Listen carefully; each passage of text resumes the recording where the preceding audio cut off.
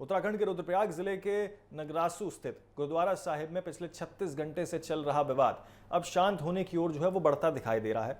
सोमवार सुबह गुरुद्वारे की छत पर डटे 7 में से 2 निहंग सिख नीचे उतर गए हैं। प्रशासन को उम्मीद है कि जल्द ही शेष 5 निहंग भी वो बाहर आ जाएंगे और पूरा मामला शांतिपूर्ण तरीके से समाप्त हो जाएगा। यह विवाद 20 जून को उस समय शुरू हुआ जब कुछ निहंग सिख यात्रियों और गुरुद्वारे के सेवादारों के बीच कहासुनी हो गई थी। विवाद बढ़ते पर आपको बता दें कि संत निहंग गुरुद्वारे की ऊपरी मंजिल और छत पर चले गए और वहां जाने का रास्ता बंद कर दिया।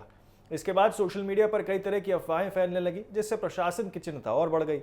स्थिति को देखते हुए पुलिस और प्रशासन ने तुरंत मोर्चा संभाल लिया। जिलाधिकारी विशाल मिश्रा और इसी के साथ पुलिस अधीक्षक निहारिका तोमर लगातार मौके पर मौजूद रहे। दोनों अधिकारियों ने निहंगों से फोन और माइक के जरिए बातचीत की और उन्हें शांतिपूर्ण समाधान के लिए समझाया है। लंबे विवाद के बाद 2 निहंग नीचे उतर गए और प्रशासन से माफी मांगकर अपने घर लौट गए हैं। हालांकि 5 निहंग अभी भी गुरुद्वारे की ऊपरी मंजिल पर मौजूद हैं। सोमवार को उनमें से एक व्यक्ति भोजन लेने नीचे आया। इसी दौरान ऊपर मौजूद अन्य निहंगों ने अपनी साथी को सुरक्षा देने के लिए पथराव भी किया है। किसी भी अप्रिय घटना को रोकने के लिए गुरुद्वारे के बाहर आईटीबीपी के जवान भी उनकी तैनाती की गई है। प्रशासन का कहना है कि पूरे मामले में धैर्य और संवाद की नीति अपनाई गई है। अधिकारियों ने बल प्रयोग से बचते हुए बातचीत के जरिए समाधान निकालने का प्रयास किया है। स्थानीय लोगों का भी मानना है कि यदि जल्दबाजी में कार्रवाई की जाती तो स्थिति और भी अधिक जटिल वो हो सकती थी। ये घटना ऐसे समय में हुई है जब उत्तराखंड में 4 धाम यात्रा और हेमकुंड साहिब यात्रा अपने चरम पर चल रही है। लाखों श्रद्धालुओं की आवाजाही के बीच पैदा हुई ये तनाव ने आपको बता दें सुरक्षा व्यवस्था और खुफिया तंत्र पर भी कई सारे सवाल खड़े कर दिए हैं। कई लोग ये योजना बनाने के लिए थे और कई लोग ये जानना भी चाहते हैं कि आखिर ऐसी क्या स्थिति हो गई और कैसे स्थिति ये उत्पन्न हो गई और क्या संबंधित एजेंसियों को पहले से इसकी जानकारी थी।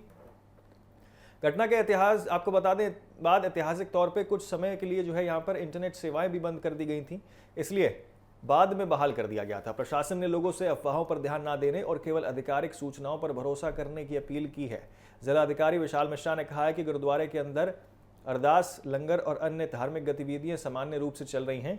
वहीं आपको बता दें कि एसपी निहारिका तोमर ने स्पष्ट किया है कि इस विवाद में कोई बड़ी हिंसा, तोड़फोड़ या जनहानि नहीं हुई है।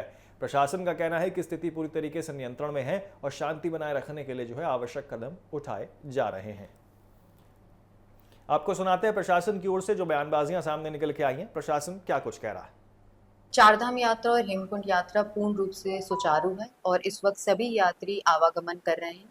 ट्रैफिक व्यवस्था बनी हुई है और साथ ही साथ जो हमारा मुख्य पड़ावों पर और यात्रा के विभिन्न मार्गों पर जो व्यवस्थापन है फोर्स का, वो भी सुचारू है।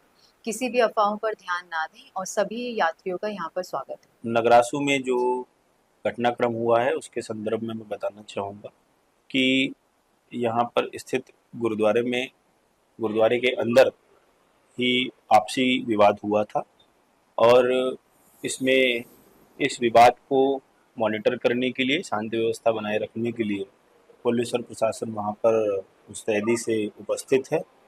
किसी प्रकार का कोई व्यवधान नहीं है, सभी कुछ शांतिपूर्वक चल रहा है और किसी को किसी प्रकार की अफवाह पर ध्यान देने की जरूरत नहीं है और शांतिपूर्वक यात्रा भी चल रही है।